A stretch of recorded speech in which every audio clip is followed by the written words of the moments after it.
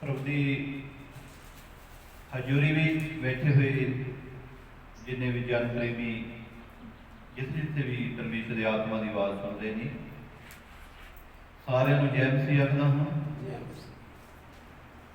और आज सब्बत का दिन है, पवित्र दिन है। सब्बत के दिन से परमेश्वर ने बहुत सारी बरकत आशीष दी है।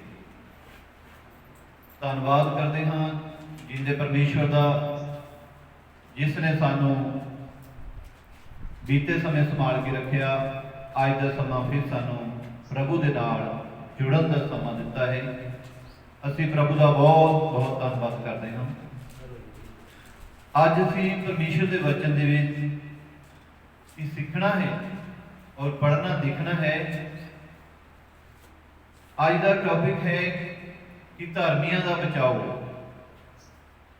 अज असी परमेश्वर के वचन के पढ़ना है कि धर्मियों का बचाओ। पहली गल तो धर्मी वो इंसान धर्मी है जो परमेश्वर का डर भय रखता है और बुराई तो दूर रहता है और प्रभु दी दित्तियां हुई बरकतां विचों दातां विचों दान पुण्य करता है और परमेश्वर की व्यवस्था से चलता है, परमेश्वर के हुक्मां नूं मनदा है। इसी तरह बाणी दसदी हैगी है। असीं पवित्र बाइबल के पवित्र ग्रंथ के विच पढ़ना है। जबूरां दी पुस्तक 34 नंबर अध्याय उसकी 15 आयत नूं असीं पढ़ांगे। प्रभु दास जी साडे नाल मिल के परमेश्वर के वचन नूं पढ़ेगी। यहोवा दी अखियां धर्मियां ते अते ओहदे कान उन्हां दी दुहाई वाल हन। यहोवा दी अखियां परमेश्वर दी अखियां धर्मी उत्ते दिन रात लगियां रहिंदियां। धर्मी जदों दुहाई दिंदा है, पुकारदा है प्रभु दे अगे,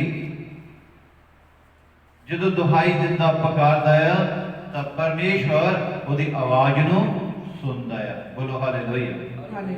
हाँ, इसकी 17 से लेकर 20 तक भी असीं पढ़ना। धर्मी दुहाई दिंदे हन। देखो वाणी दसदी है धर्मी लोग जदों दुहाई दिंदे प्रभु दे अगे पुकारदे तां परमेश्वर उन्हां दी प्रार्थना नूं उन्हां दी बेनतियां नूं सुनदा है अते उन्हां नूं सारे दुखां तों छुड़ाउंदा है। वाणी दसदी है कि उन्हां नूं सारे दुखां तों भांत दे रोगां तों प्रभु छुड़ाउंदा है।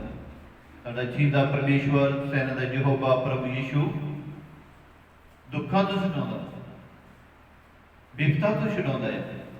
जदों धर्मी लोग उहदे चरनां विच बैठ के दुहाई दिंदे, साफ मन दे नाल दुहाई दिंदे आ तां परमेश्वर उन्हां नूं उन्हां विपता तो, मुश्किलां तो, समस्या तो, भांत दे रोगां तो छुटकारा दिंदा है।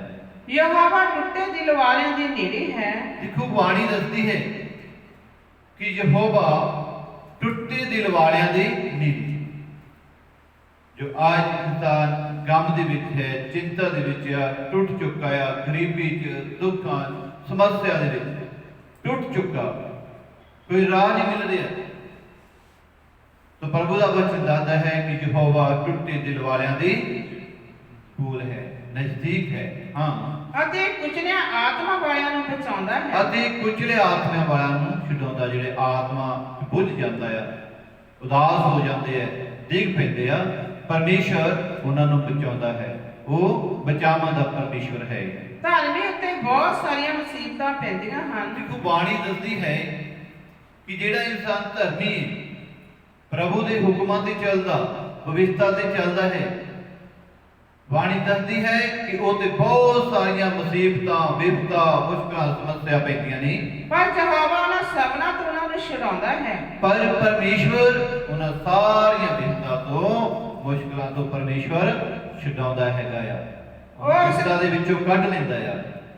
ਉਹ ਉਸ ਦੀਆਂ ਸਾਰੀਆਂ ਹੱਡੀਆਂ ਦਾ ਰਾਖਾ ਹੈ। देखो बाणी दसदी कि विपता दे वेले ਕੋਈ ਵੀ ਘਟਨਾ ਦੇ ਵੇਲੇ ਪਰਮੇਸ਼ਵਰ ਉਹਨੂੰ ਬਚਾ ਕੇ ਰੱਖਦਾ, ਉਹਦੀਆਂ ਸਾਰੀਆਂ ਹੱਡੀਆਂ ਨੂੰ ਬਚਾ ਕੇ ਰੱਖਦਾ ਹੈ। ਪਰਮੇਸ਼ਵਰ ਉਹਨੂੰ ਨਿਰੋਇਆ ਰੱਖਦਾ ਹੈ। ਉਹਨਾਂ ਵਿੱਚੋਂ ਇੱਕ ਵੀ ਨਹੀਂ ਤੋੜੀ ਜਾਂਦੀ। ਉਹਨਾਂ ਹੱਡੀਆਂ ਵਿੱਚੋਂ ਇੱਕ ਵੀ ਹੱਡੀ ਤੋੜੀ ਨਹੀਂ ਜਾਏਗੀ।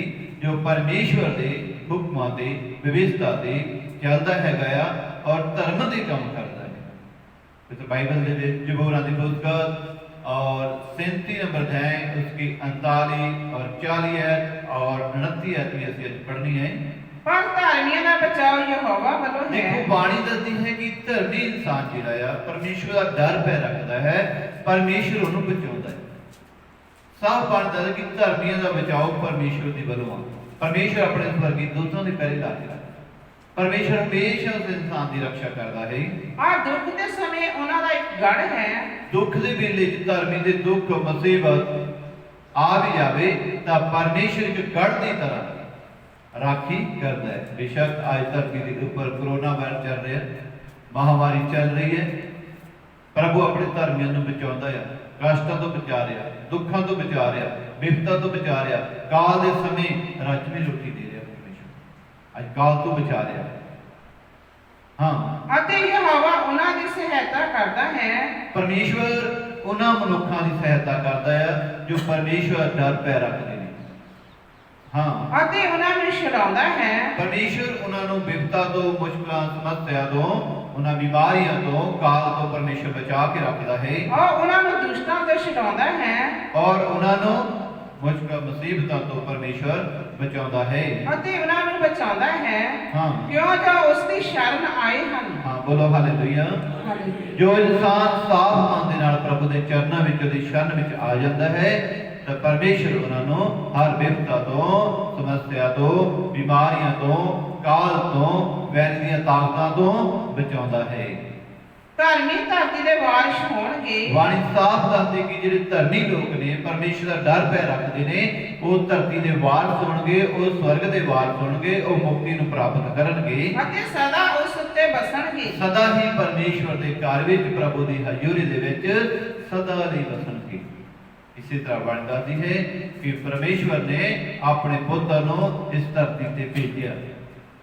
ਯੀਸ਼ੂ ਮਸੀਹ ਸਾਡੇ ਲਈ ਮੁਕਤੀ ਲੈ ਕੇ ਆਇਆ, शांति लेके आया, छुटकारा लेके आया। असी यीशु मसीह दे लहू द्वारा धर्मी ठहराए गए हाँ। तो बाइबल कहती है कि जो यीशु मसीह दे विश्वास करता है और बपतिस्मा लेता है वो बचाया गया और जो उहदे वचनों के ऊपर चलता है। पौलुस संत रोमियों की पत्री दे विच लिखते ने, रोमियों की पुस्तक 5 नंबर अध्याय उसकी 12 अंक में लिखा है इसलिए जिवें एक मनुख तो पाप संसार विच आया। साफ बाण दे विच लिखा है कि एक मनुख तो पाप संसार विच आया। एक मनुख आदम की गल हुई है जदों परमेश्वर की आज्ञा नूं नहीं मन्निया, अणआज्ञाकारी कर दिता तो उहदे अणआज्ञाकारी के कारण वो अणआज्ञाकारी पाप सी, पाप के कारण इस धरती के ऊपर सराप आ गया। इसी तरह बाणी दसदी है कि एक मनुख के कारण, एक मनुख के पाप के कारण, अणआज्ञाकारी के कारण इस धरती ते की आ गया, पाप आ गया, श्राप आ गया अते पाप तो मौत आई अते पाप के कारण मौत आ गई। अते इस तरह सबना विच फैल गई मौत, सारे मनुखां ते मौत छा गई। ये मौत सारे मनुखां, सारे संसार दे विच फैल गई। इसलिए जो सबना ने पाप कीता। पौलुस जी लिखते हैं कि सबना ने पाप किया, सारे लोग पाप विच आ गए, शराब विच आ गए, परमेश्वर के प्रताप उस आशीष बरकत तो रह गए। पर परमेश्वर ने अपना प्रेम प्रगट किया है। वाणी दसदी है क्योंकि परमेश्वर ने जगत नाल अजिहा प्रेम किया कि अपना इकलौता पुत्र बख्श दिता, हरेक जो उस ते विश्वास करे नाश ना होवे, सदीपक जीवन पाए। सानू पाप तो छुड़ाउण लई, उस क्रोध तो, अग दी चील तो, नरक तो बचाउण लई परमेश्वर ने अपने पुत्र नूं भेजिया। असीं प्रभु यीशु मसीह दी कुर्बानी द्वारा, उहदे लहू द्वारा धर्मी ठहराए गए। रोमिया 5 की 8 और 9 आयत नूं भी असीं पढ़न जा रहे हां। परंतु परमेश्वर अपना प्रेम साडे ते इउं प्रगट करदा है। परमेश्वर बाणी दसदी कि परंतु परमेश्वर अपना प्रेम साडे ते इउं प्रगट करदा है भाई जा असीं अजे पापी ही सां, जा असीं अजे पापी ही सां ਤਾਂ ਮਸੀਹ ਸਾਡੇ ਲਈ ਮੋਇਆ। मसीह साडे लई मर गया, सलीब ते चढ़िया, कुर्बानी दी। ਕਿਉਂਕਿ ਸਾਡੇ ਪੈਦਾ ਹੋਣ ਤੋਂ ਪਹਿਲਾਂ ਹੀ ਪ੍ਰਭੂ ਯਿਸੂ ਮਸੀਹ ਨੇ ਕੁਰਬਾਨੀ ਦੇ ਦਿੱਤੀ, ਸਾਨੂੰ ਪਾਪ ਤੋਂ ਛੁਡਾਇਆ।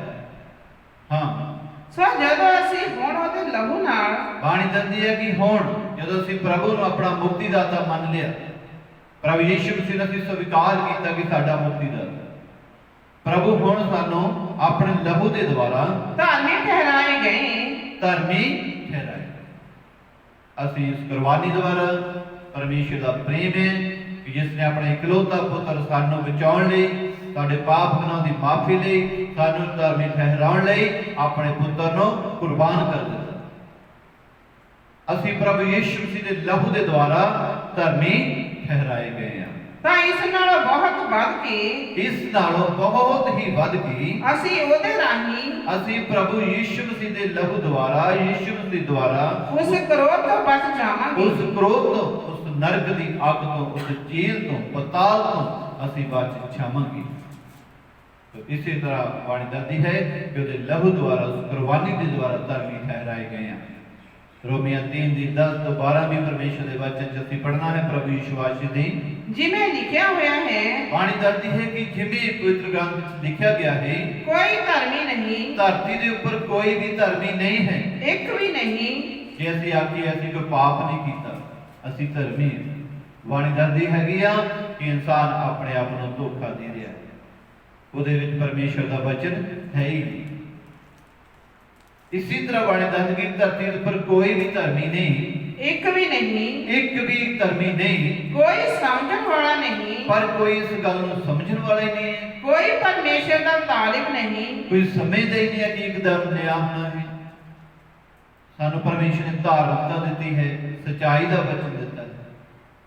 ਕੋਈ ਵੀ ਧਰਮੀ ਨਹੀਂ ਹੈ, ਇੱਕ ਵੀ ਧਰਮੀ ਨਹੀਂ ਹੈ, ਕੋਈ ਪਰਮੇਸ਼ਰ ਦਾ ਤਾਲਿਬ ਨਹੀਂ, ਕੋਈ ਪਰਮੇਸ਼ਵਰ ਦਾ ਤਾਲਿਬ ਹੀ ਨਹੀਂ, ਸ਼ਰਨਾਰਥੀ ਨਹੀਂ, ਵਿਸ਼ਵਾਸੀ ਨਹੀਂ ਹੈ, ਡਰ ਤੇ ਰੱਖਣ ਵਾਲਾ ਹੀ ਨਹੀਂ ਹੈ। ਉਹ ਸਭ ਕੁਰਾਹੀ ਪੈ ਗਏ। ਸਭ ਲੋਕ ਕੁਰਾਹੇ ਪੈ ਗਏ।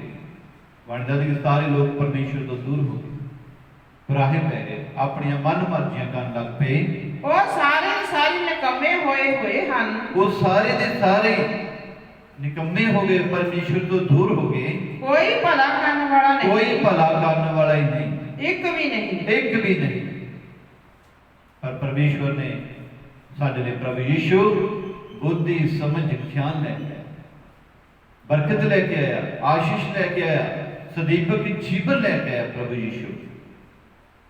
इसी तरह इसकी 23 आयत को ਅਸੀਂ देखना 24 को भी, क्योंकि सबना ने पाप किया, क्योंकि सबना ने जो भी धरती ते पैदा हुए सबना ने पाप किया अते परमेश्वर के प्रताप तो रह गए हैं। परमेश्वर की आशीष प्रताप हमारी आशीष बरकत मुक्ति तो भांजी रह गए। सो ओदी कृपा नाल, ओदी कृपा परमेश्वर की कृपा दे नाल जिसने अपने पुत्र ਨੂੰ ਦੇ ਦਿੱਤਾ ਸਾਡੀ ਖਾਤਰ, ਬਖਸ਼ ਦਿੱਤਾ ਹੈ। ਉਹਦੀ ਕਿਰਪਾ ਦੇ ਨਾਲ ਉਸ ਨਿਸਤਾਰੇ ਦੇ ਕਾਰਨ, ਉਸ ਨਿਸਤਾਰੇ, ਉਸ ਛੁਟਕਾਰਾ ਜੋ ਪ੍ਰਭੂ ਯਿਸੂ ਮਸੀਹ ਦੇ ਲਹੂ ਦੇ ਦੁਆਰਾ ਛੁਟਕਾਰਾ, ਉਸ ਛੁਟਕਾਰੇ ਦੇ ਕਾਰਨ ਜੋ ਮਸੀਹ ਯਿਸੂ ਤੋਂ ਹੁੰਦਾ ਹੈ, ਜੋ ਮਸੀਹ ਯਿਸੂ ਤੋਂ ਹੁੰਦਾ, ਕਿਉਂਕਿ ਯਿਸੂ ਮਸੀਹ ਨੇ ਆਪਣੇ ਲਹੂ ਦੁਆਰਾ ਆਪਣੀ ਸਲੀਬ ਦੇ ਜੋ ਵੀ ਉੱਪਰ ਜਾਨ ਦਿੱਤੀ ਹੈ, ਆਪਣੇ ਆਪ ਨੂੰ ਕੁਰਬਾਨ ਕੀਤਾ ਹੈ, ਉਹਦੇ ਦੁਆਰਾ ਸਾਨੂੰ ਉਹ ਮੁਕਤ ਧਰਮੀ ਗਿਣੇ ਜਾਂਦੇ ਹਨ। ਉਹ ਮੁਕਤ ਲੋਕ ਧਰਮੀ ਗਿਣੇ ਜਾਂਦੇ ਆ ਯਿਸੂ ਮਸੀਹ ਦੇ ਲਹੂ ਦੇ ਦੁਆਰਾ। ਅੱਜ ਜੋ ਵੀ ਇਨਸਾਨ ਪ੍ਰਭੂ ਯਿਸੂ ਮਸੀਹ ਨੂੰ ਕਬੂਲ ਕਰਦਾ ਹੈ ਉਹ ਮੁਕਤ ਧਰਮੀ ਗਿਣਿਆ ਜਾਂਦਾ ਹੈ, ਲਹੂ ਦੇ ਦੁਆਰਾ ਉਹ ਧਰਮੀ ਗਿਣਿਆ ਜਾਂਦਾ ਹੈ। ਬਾਣੀ ਦੱਸਦੀ ਕਹਾਵਤਾਂ ਦੇ ਵਿੱਚ ਲਿਖਿਆ ਪਰਮੇਸ਼ਰ ਦੇ ਵਚਨ ਨੂੰ ਅਸੀਂ ਦੇਖ ਸਕਦੇ ਹਾਂ, ਕਿਉਂਕਿ ਜਿਸ ਪਰਮੇਸ਼ਵਰ ਨੇ ਪੂਰੇ ਜਗਤ ਨਾਲ ਪ੍ਰੇਮ ਕੀਤਾ ਕਿ ਆਪਣਾ ਇਕਲੌਤਾ ਪੁੱਤਰ ਬਖਸ਼ ਦਿੱਤਾ ਹੈ, ਉਹਦੇ ਦੁਆਰਾ ਅਸੀਂ ਸਾਰੇ ਜਿੰਨੇ भी हैं धर्मी ठहराए जाते हैं। कहावतां 10 की 3 में लिखा है, कहावतां की पुस्तक 10 नंबर 10 उसकी 3 आयत में लिखा है, ਧਰਮੀ ਦੀ ਜਾਨ ਨੂੰ ਯਹੋਵਾ ਭੁੱਖਾ ਨਾ ਰਹਿਣ ਦੇਵੇਗਾ। देखो बाणी दा कि जेड़ा मनुख धर्मी है परमेश्वर के दुहाई दिंदा, ਉਹਦੇ वचन ते चलदा है, ਤੇ ਬਾਣੀ ਸਾਫ਼ ਲਿਖਿਆ ਹੈ ਕਿ ਜਿਹੜਾ ਪਰਮੇਸ਼ਵਰ ਹੈ ਧਰਮੀ ਦੀ ਜਾਨ ਨੂੰ ਕਦੇ ਵੀ ਭੁੱਖਾ ਨਹੀਂ ਰਹਿਣ ਦੇਣਾ। ਬੇਸ਼ੱਕ ਧਰਤੀ ਦੇ ਉੱਪਰ ਮਹਾਮਾਰੀ, ਕਾਲ ਆਇਆ, ਵਿਪਤ ਆਇਆ, ਸਮੱਸਿਆ ਆਇਆ, ਪਰਮੇਸ਼ਵਰ ਉਹਨਾਂ ਨੂੰ ਭੁੱਖੇ ਨਹੀਂ ਮਾਰੇਗਾ, ਰਜਮੀ ਰੋਟੀ ਦੇਗਾ। ਗੱਲ ਆ ਧਰਮੀ ਹੋਣ ਦੀ, ਗੱਲ ਆ ਪਰਮੇਸ਼ਵਰ ਦੇ ਵਚਨ ਨੂੰ ਮੰਨਣ ਦੀ, ਗੱਲ ਹੈ ਪਰਮੇਸ਼ਰ ਦੇ ਹੁਕਮਾਂ ਤੇ ਚੱਲ। ਬਾਣੀ ਦੱਸਦੀ ਹੈ ਸਾਫ਼ ਕਿ ਧਰਮੀ ਦੀ ਜਾਨ ਨੂੰ ਯਹੋਵਾ ਕਦੀ ਭੁੱਖੇ ਨਹੀਂ ਰਹਿਣ ਦੇਗਾ। ਕਹੋ ਤਾਂ 15:29 में भी परमेश्वर का वचन सानू दसता है। कहो तो कि पुस्तक 15 नंबर दे 29 में लिखा है, दुष्टां कोलों यहोवा दूर है। देखो जिहड़े दुष्ट लोग ने, बुराई वाले लोग ने, जो प्रभु दे वचन तो दूर ने। बाणी दसदी है कि दुष्टां तो जिहड़ा परमेश्वर है वो बहुत दूर है, पर वह धर्मियों की प्रार्थना सुनता है। परमेश्वर धर्मियों की प्रार्थना नु सुनता है। धर्मियों की जो धर्मी लोग प्रभु दे अगे प्रार्थना करते, प्रभु के चुने हुए लोग जो प्रभु दे अगे दुहाइयां दिंदे आ और परमेश्वर उन्हां दी पुकारां नूं, उन्हां दी प्रार्थना नूं सुनता है। बेशक धरती ते उपर विपदा या मुश्किल समस्या है, लेकिन परमेश्वर धर्मियों दी प्रार्थना का उत्तर दिंदा है। प्रभु यीशु इस धरती ते आए, पिंडां समाजां विच परमेश्वर दा राज का प्रचार किया, बहुत सारे लोगों नूं मुक्ति मिली। इसी तरह बाणी दसदी है कि प्रभु दे दास जो पतरस और कलीसिया उस समय जो हेरोदेस राजा सी, मसीह दे मनण वालियां नूं, कलीसिया नूं वो की करदे सन, कुटदे मारदे सन। तो इसी तरह जो खुदा दा दास पतरस है, उन्होंने भी हेरोदेस राजा ने उन्होंने भी फड़ के कैद कर दिता, जेल दे विच भेज दिता। जेल जिहड़ी कैद बिपता विच चले गया प्रभु दा दास सेवक पतरस।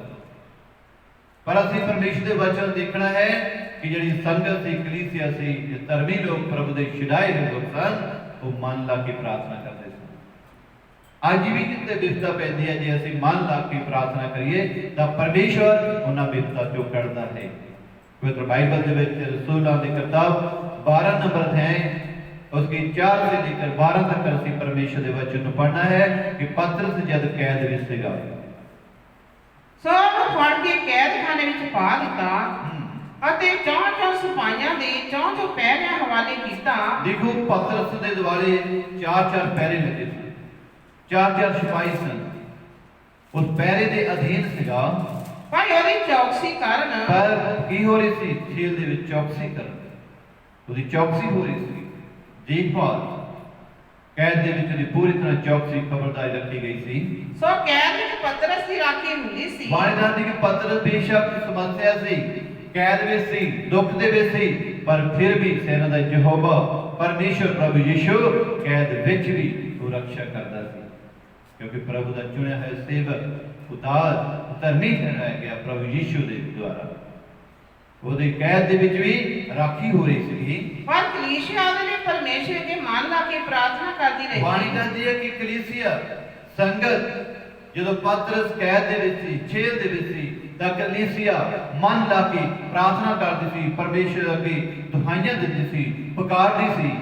ਜਾਂ हेरोदेस ਨੂੰ ਬਾਹਰ ਲਿਆਉਣ ਨੂੰ ਤਿਆਰ ਸੀ, राजा हेरोदेस पतरस ਨੂੰ ਬਾਹਰ ਨੂੰ ਲਿਆਉਣ, ਕਹਿ ਚੋਂ ਬਾਹਰ ਲਿਆਉਣ ਜਦੋਂ ਤਿਆਰ ਹੀ ਸੀ, ਉਸ ਰਾਤ ਪਤਰਸ ਦੋ ਸੰਗਾਂ ਨਾਲ ਜਕੜਿਆ ਹੋਇਆ, ਪਰ ਪਤਰਸ ਦੋ ਸੰਗਾਂ ਦੇ ਨਾਲ ਛਕੜਿਆ ਹੋਇਆ ਸੀਗਾ। ਦੋ ਸਿਪਾਹੀਆਂ ਦੇ ਵਿਚਕਾਰ ਸੁੱਤਾ ਪਿਆ ਜੋ ਸੀ। ਸਿਪਾਹੀਆਂ ਦੇ ਵਿਚਕਾਰ ਰਾਤ ਦੇ ਸਮੇਂ ਸੁੱਤਾ ਪਿਆ ਸੀਗਾ ਜੇਲ੍ਹ ਦੇ ਵਿੱਚ। ਔਰ ਪਹਿਰੇ ਵਾਲੇ ਕੈਦਖਾਨੇ ਦੇ ਫਾਟਕ ਤੇ ਪਹਿਰਾ ਦੇ ਰਹੇ ਸਨ। ਪਰ ਪਹਿਰੇ ਵਾਲੇ ਪਹਿਰਾ ਦੇ ਰਹੇ ਸਨ, ਉਸ ਫਾਟਕ ਉਸ ਦਰਵਾਜ਼ੇ ਤੇ ਪਹਿਰਾ ਦੇ ਰਹੇ ਸਨ।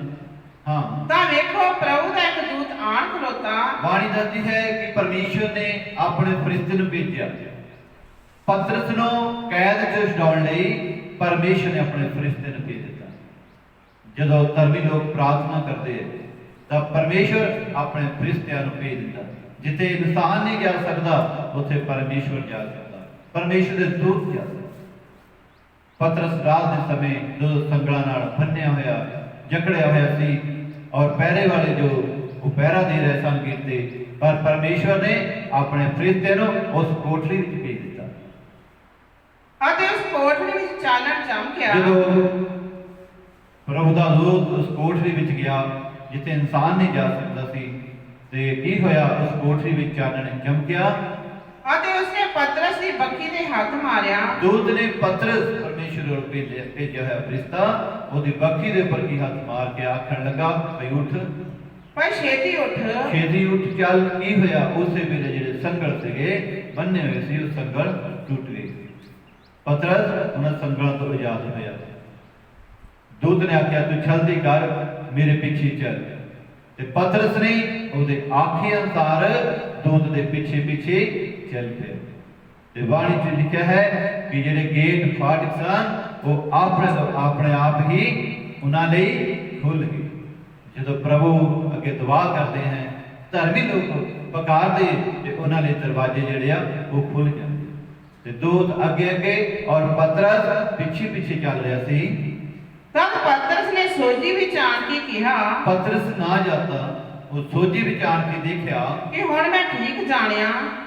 ਪਤਰਸ ਕਹਿੰਦਾ ਭਾਈ ਮੈਂ ਠੀਕ ਜਾਣਿਆ, ਭਾਈ ਪ੍ਰਭੂ ਨੇ ਆਪਣਾ ਦੂਤ ਘੱਲਿਆ, ਠੀਕ ਜਾਣਿਆ ਕਿ ਪ੍ਰਭੂ ਨੇ ਆਪਣੇ ਫਰਿਸ਼ਤੇ ਨੂੰ ਭੇਜਿਆ ਹੈਗਾ ਅਤੇ ਮੈਨੂੰ ਹੈਰੋਦੇਸ ਦੇ ਹੱਥੋਂ ਹੈਰੋਦੇ ਦੇ ਹੱਥੋਂ ਆ ਯਹੂਦੀ ਕੌਮ ਦੀ ਸਾਰੀ ਆਸਾਂ ਤੋਂ ਛੁਡਾ ਦਿੱਤਾ ਹੈ। ਯਹੂਦੀ ਕੌਮ ਤੋਂ ਛੁਡਾਇਆ। ਜਦੋਂ ਪਤਰਸ ਜੇਲ੍ਹ ਤੋਂ ਬਾਹਰ ਆਇਆ ਤੇ ਜੋ ਬਾਹਰਲਾ ਫਾਟਕ ਸੀਗਾ ਲੋਹੇ ਦਾ ਵੱਡਾ ਸਾਰਾ ਫਾਟਕ ਆਪਣੇ ਆਪ ਖੁੱਲਿਆ।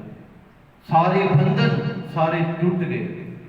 ਯੀਸ਼ੂ ਮਸੀਹ ਦੇ ਨਾਲ ਸਾਰੇ ਬੰਧਨ ਟੁੱਟ ਗਏ ਤੇ ਪਤਰਸ ਨੂੰ ਪਰਮੇਸ਼ਵਰ ਦਾ ਦੂਤ ਜੇਲ੍ਹ ਦੇ ਵਿੱਚੋਂ ਲੈ ਕੇ ਆਇਆ ਤਾਂ ਪਰਮੇਸ਼ਵਰ ਨੇ ਸੋਝੀ ਆਈ। ਪਹਿਲਾਂ ਕਿਹਾ ਪਰਮੇਸ਼ਵਰ, ਪਤਰਸ ਨੂੰ ਲੱਗਾ ਕਿ ਸ਼ਾਇਦ ਮੈਂ ਕੋਈ ਸੁਪਨਾ ਹੀ ਦੇਖ ਰਿਹਾ, ਪਰ ਨਹੀਂ, ਪਰਮੇਸ਼ਵਰ ਉਹਦੀ ਜ਼ਿੰਦਗੀ 'ਚ ਕੰਮ ਕਰ ਰਿਹਾ ਸੀਗਾ।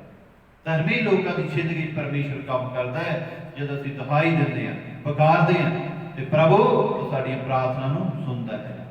ਇਸੇ ਤਰ੍ਹਾਂ ਪਤਰਸ ਜਦੋਂ ਜੇਲ੍ਹ ਤੋਂ ਬਾਹਰ ਆਇਆ ਤੇ ਫਿਰ ਉਹਨੇ ਦੇਖਿਆ, ਫਿਰ ਸੋਚ ਕੇ ਯਹੂਨਾ ਜੋ ਮਰਕਸ ਕਹਾਉਂਦਾ ਹੈ, ਸੋਚਿਆ ਕਿ ਜੋ ਯਹੂਨਾ ਮਰਕਸ ਕਹਾਉਂਦਾ ਉਹਦੀ ਮਾਤਾ ਮਰੀਮ ਦੇ ਘਰ ਆਇਆ। ਹਾਂ, ਕੀ ਕੀਤਾ?